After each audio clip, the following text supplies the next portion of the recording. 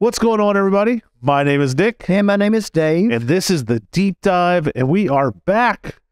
Thank you guys so much for tuning back in. We apologize for missing a week last week, but Dave was on a conference and schedules just weren't aligning. And I was like, you know what?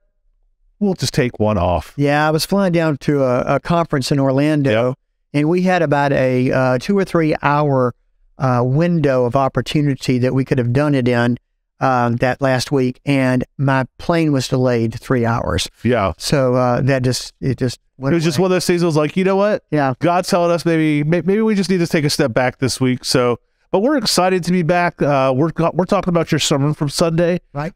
Called Crossing Boundaries, and right. Actually, it kind of has a little bit to do with what you talked about at the conference. So maybe we'll bring some of that stuff in, sure, a little bit. But let's get into it, shall we? Let's do it.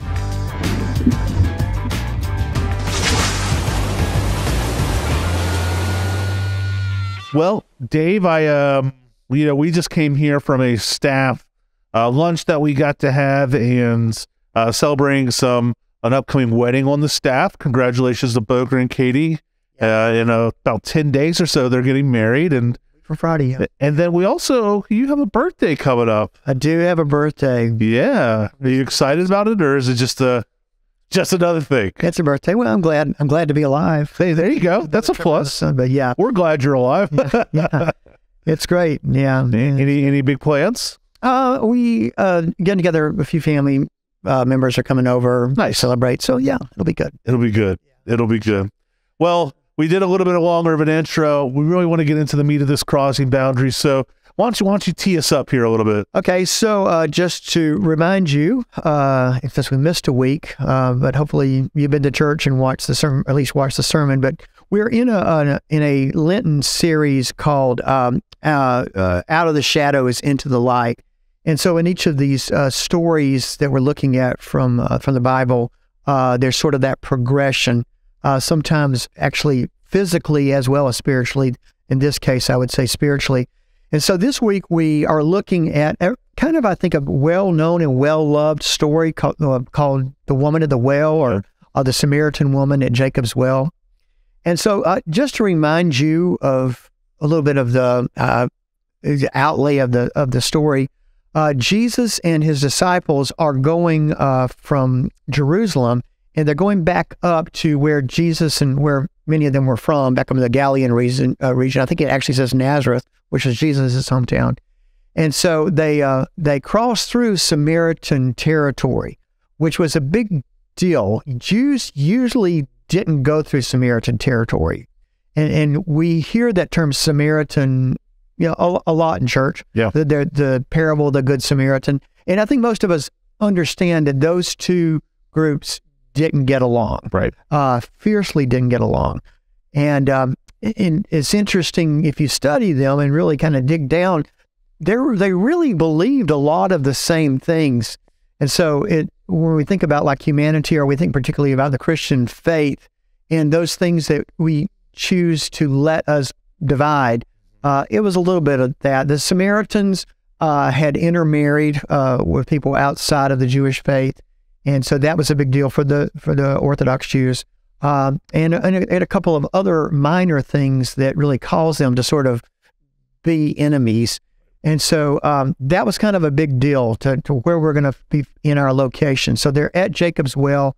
The disciples have kind of gone into town to get them something to eat, and Jesus is sitting there, and it's the middle of the day, and of course he's thirsty. I mean, it's a long trip. He's tired. He's thirsty. And so this Samaritan woman comes out to get water, to draw water in the middle of the day. And Jesus asks her, can I have a drink? Can I have a drink of water?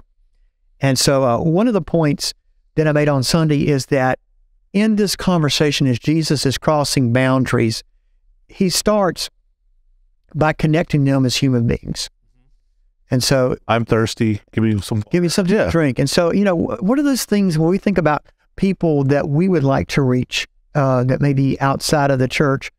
Sometimes I feel like we have to have this prepared speech, or, have you ever taken any like evangelism courses or anything like that? I've never taken any evangelism courses, but I hear what you're saying. Like sometimes we almost overcomplicate it, where really, the initial thing is just be human, be kind, be nice. You know what I mean? Like, connect with the human. where sometimes we're like, oh, I feel like I have to have a PhD in theology to be able to even think about talking about Jesus to somebody. You know, you must make it a little awkward if you're like, can I talk to you about Jesus? You know, not to say that there's not time and space for it, but more just like, don't overthink it. Like, just be friends. I'm not sure how much time and space there is, because I do hear a lot of programs which have put a lot of thought into, has sort of this sort of pre-rehearsed, almost like sales, like an elevator speech or something. Yeah, and I think that if we are living as Christ followers, making human connections with people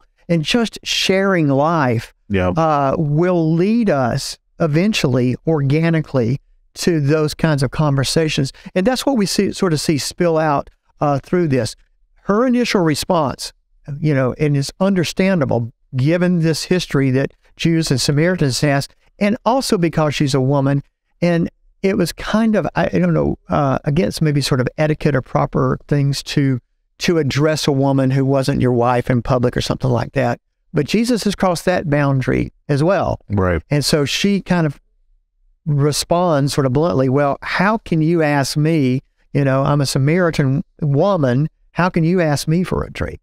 And so Jesus responds with that kind of a famous thing, well, if you knew who it was that was asking you, you would have asked me for water and I would have given you living water, which you would never be thirsty.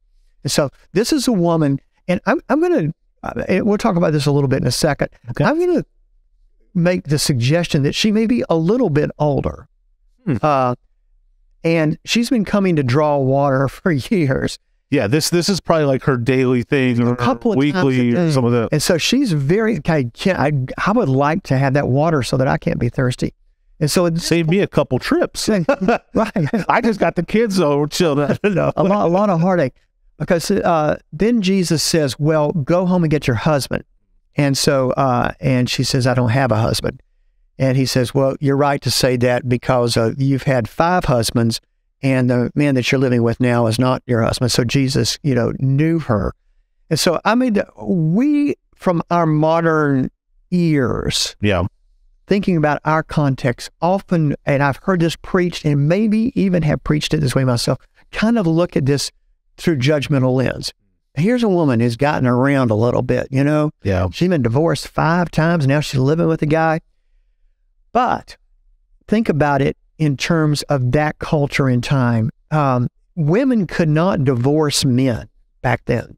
It was the other way around. In fact, Jesus actually, we won't get into this, but Jesus actually kind of changes the law on that when in Matthew 5 or 6, you know, he talks about, you know, you've heard it, you can, thou shalt not commit adultery. And I say, you know, anyone who divorces his wife, except for reasons of adultery, have already committed adultery. So Jesus is one of the, because women were treated oftentimes like property. Yeah. And so why was this woman divorced so many times? Why had she had 5 husbands? And it seems likely to me because, you know, that the men have sort of passed her around or gotten bored with her or whatever reason and have divorced her. And so, you know, in that time, you basically had to have a husband for surviving. So she's kind of going from man to man to man like that. Yeah. Possibly maybe even be a widow because life expectancy back then. That's true. And so,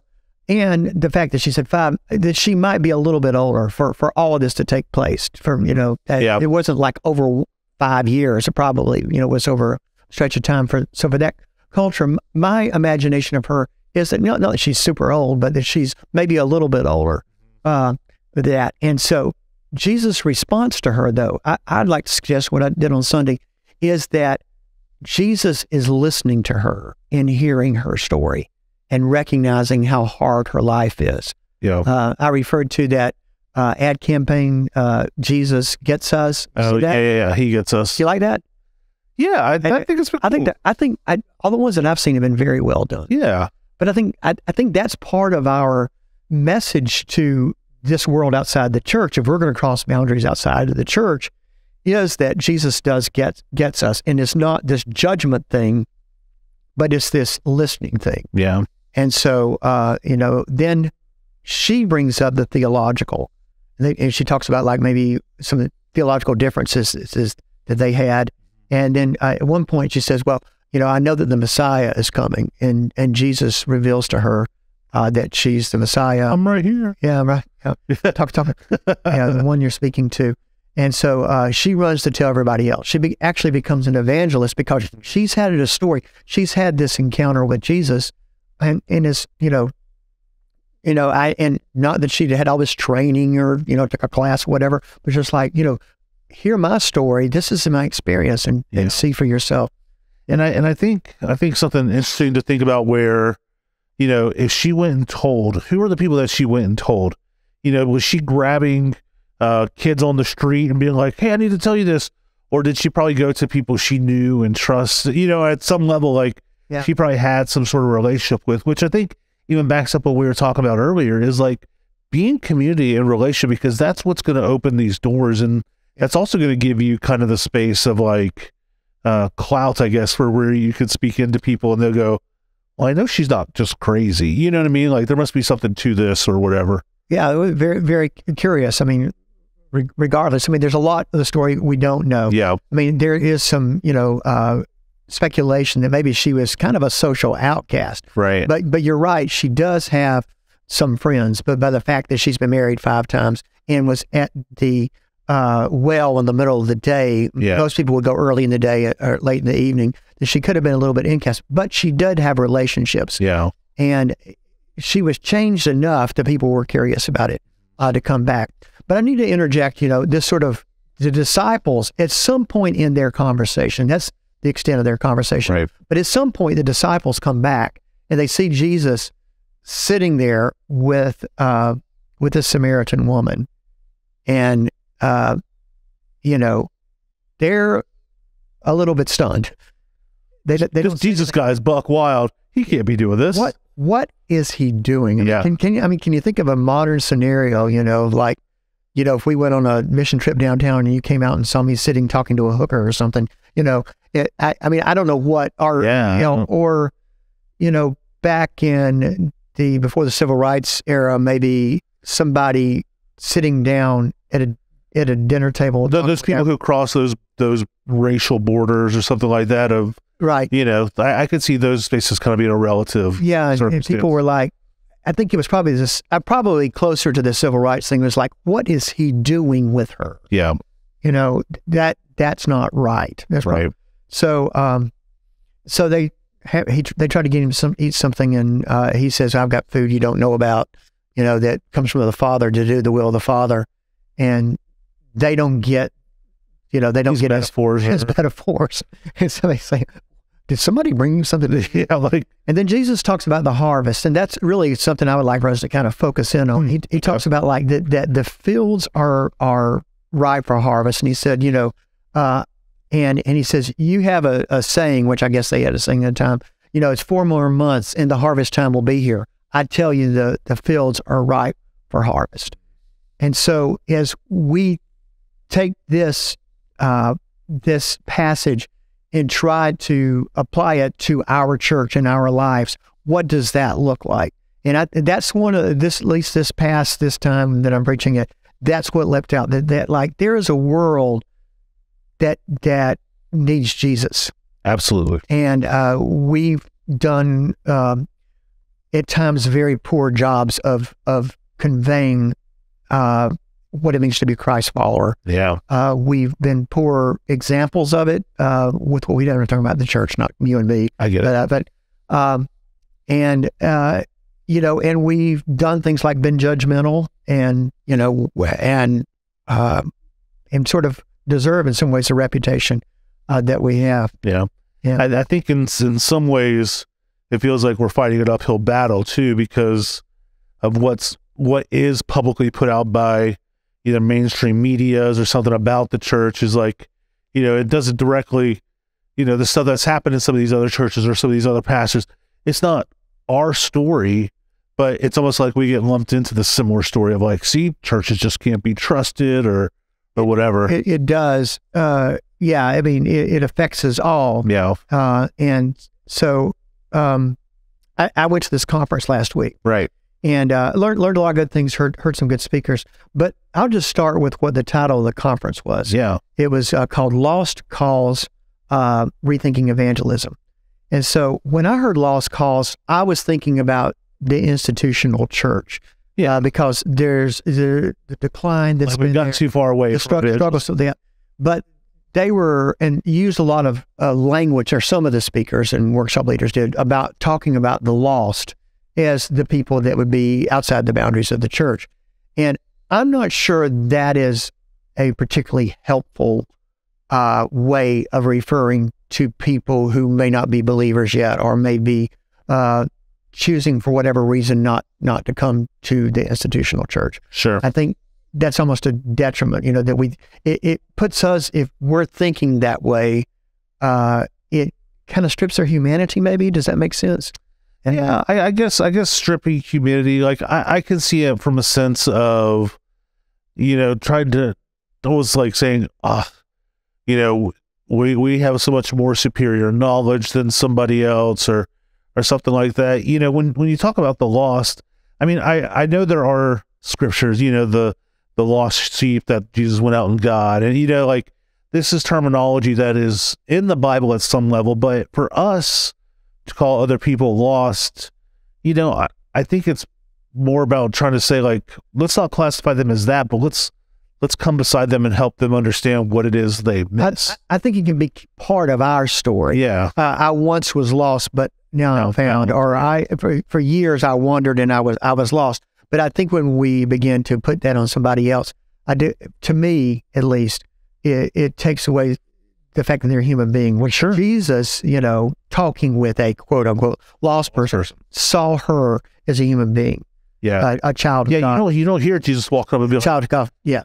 Hey, you're lost. Let me tell you what you need to know. It's more like, let me acknowledge you, who you are in your space, and then teach. So last week at the conference, one statistic that I did hear, and is something we've talked about before, maybe in this podcast, I know we've talked about it in some of our visioning meetings and things like that, is that Pew Research has done some recent studies, and the institutional mainline church has been in decline for a long time.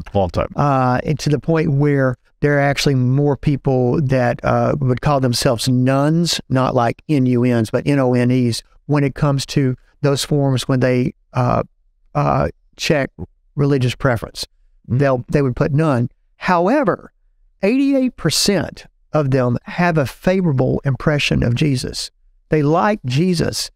They don't care so much for the institutional church. Yeah. And, so where does that leave us? That leaves us having to, first of all, come to the terms with some of our old ways of the attractional model of doing church and reaching people are no longer going to be effective. They're not open to us. We're the ones that are going to have to cross boundaries and go and be the gospel. And I think at that point, that's when we look at Jesus's model of coming, first of all, connecting on a very human level, and everybody needs water, but there are other things. People need community.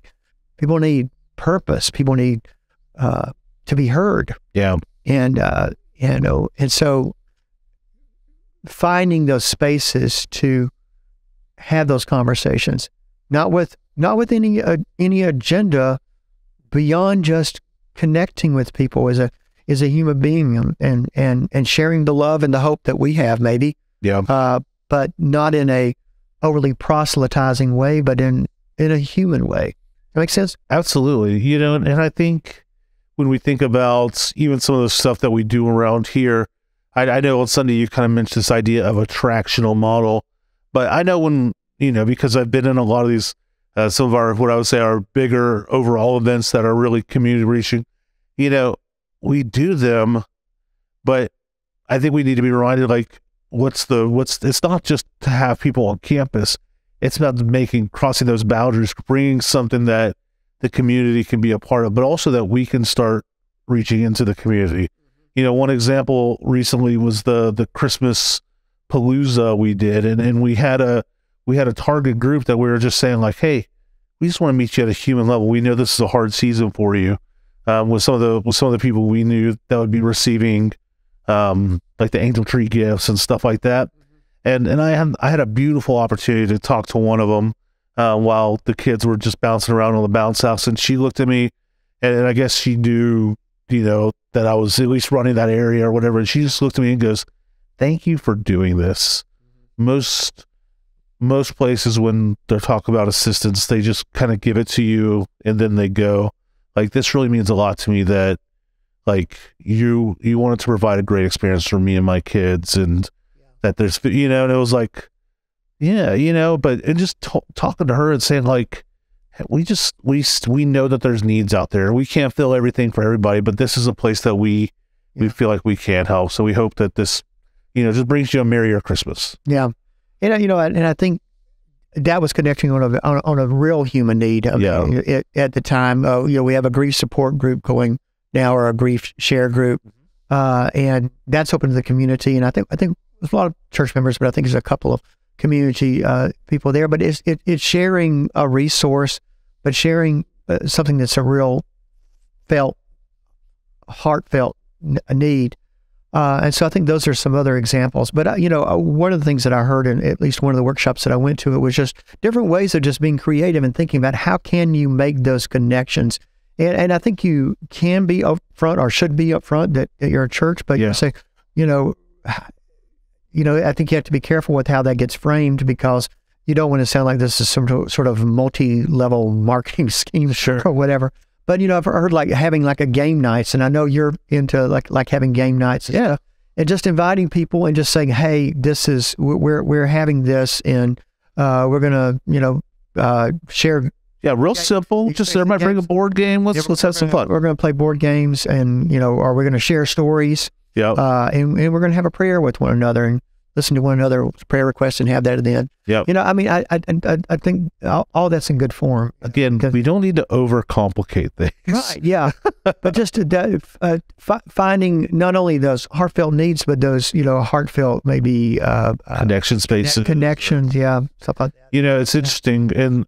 And I guess it's kind of maybe a timely thing, and maybe you did it with this intention coming up, but I think you actually mentioned it Sunday that we did a workshop called Fresh Expressions recently with about 13, 14, 15 church members and all that stuff. And, this is kind of what they were talking about, was this idea of like these little groups out and about, and, not for too much promo sake, but the lady who did that is actually going to come here at the end of April, I think. So and Heather was on this trip. And we both were in the workshop I actually was kind of referring to was on something called micro church. Oh, okay. Which was it wasn't Fresh Expressions, but very similar to Fresh Expressions. She was talking about that's where you're seeing the church taking root in places, is in these kind of movements.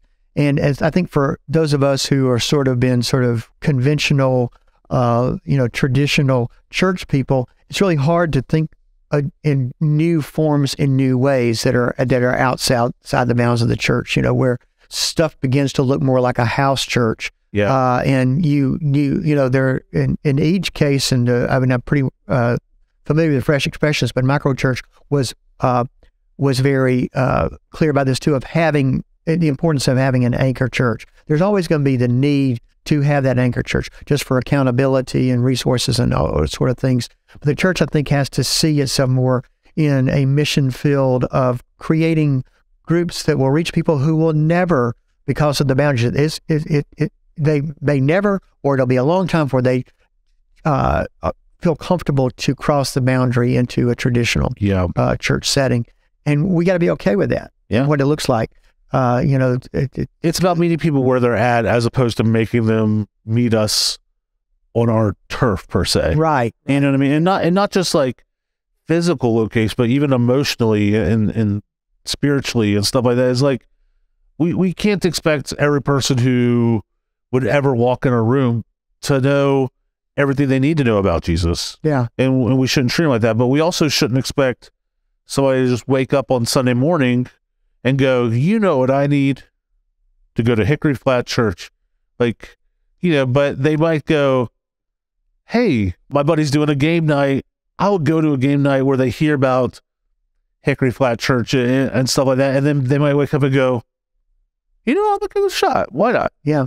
And by the way, that's not the only example of game nights. I do that, but they did use that example. This guy had a handyman business, and he was making connections through, that. So there's endless as much as our imagination can be, and basically it's just doing life. But people need community and are hungry for community, particularly coming out of the pandemic and all. They're looking for community. They're just not looking for it inside the walls of the institutional church. They're hungry for Jesus. They're open to Jesus. Right. At least what all these surveys and statistics are saying. But they're not, there's for lots of good reasons have lost a trust of churches and institutions. Sure. And so that doesn't take the Great Commission away from us. It's still important. I think it goes right back to that spot where the harvest is plentiful. It's out there, and it's about making ourselves available to go help pick that harvest, and not for a check mark in our own little diary or whatever, but because we have something we know people will need. Yeah. So I know we're getting to the close of this, but I'll just mention one thing I wanted to mention a little bit earlier, but I think it works well in closing now, and that is one of our favorite shows starts back this week. Ted Lasso. Ted Lasso starts back. So there's this great quote by Ted Lasso. Yeah. And when he talks about be curious, not judgmental. And I think when we think about connecting life with others and taking the important message that we have of the life that we found in Christ and sharing it with another, as we meet people, not to think about what these are the lost, but to be curious. Yeah. Everybody has a story. Yeah. Everybody's got hurts. Everybody's got hopes and dreams, and being able to connect like Jesus did, to listen to her, to hear her story, which sounds like a pretty hard life. Yeah. And from that, it opened up a floodgate of theological, spiritual conversation came after that. So I think it's pretty cool. I think that's a great quote. I mean, even the character resembles that so much, the way she tried to get to know the boss. He brings the cookies. Yeah. They start having conversations. She kind of hates it at first, but really kind of loves it. You know what I mean? Right. And then they get really close, and there's a lot of those spaces within that show. And I think that's a good way to approach things, is to be curious about your neighbor, not judgmental. Right. I think that's cool. Yeah, I think so too. Well, Dave, this has been awesome, and I'm excited as we continue our journey towards Easter and to continue in this series, coming through the darkness and into the light. What are we working on next week? Do we have a? Oh, it's going to be a good one. It's the blind man that was healed by Jesus, and it's really kind of the root of what this out of the shadows into the light is. Oh yes, because you see this blind man who receives his sight, literally comes out of the darkness or shadows into the seeing, into the light. But you see the other people, particularly the religious people, seem to get more and more blind in this story. So it's really good, and we've got a very, very cool drama that we're doing on Sunday. That's this audience participatory. So I think it's going to be a really neat thing and very powerful thing to do. So we have that to look forward to. So that's coming up Sunday. Awesome, that'll be good. So come join us Sunday at 10. Be part of the drama. Yeah, exactly. Yeah, everybody. All right. Well, thank you guys so much for watching. We always appreciate it. You know where to find us. Drop some comments in the YouTube, the Facebook, wherever you're watching it at. You can always send us the email, the deepdive@hickoryflat.org. You know all the places. I think we probably have a pretty consistent audience base at this point that the drill as well, getting at. But we do appreciate you guys, and thanks for tuning in. You got anything to add? No, just God bless. God bless. Y'all take care. Bye-bye. Thanks.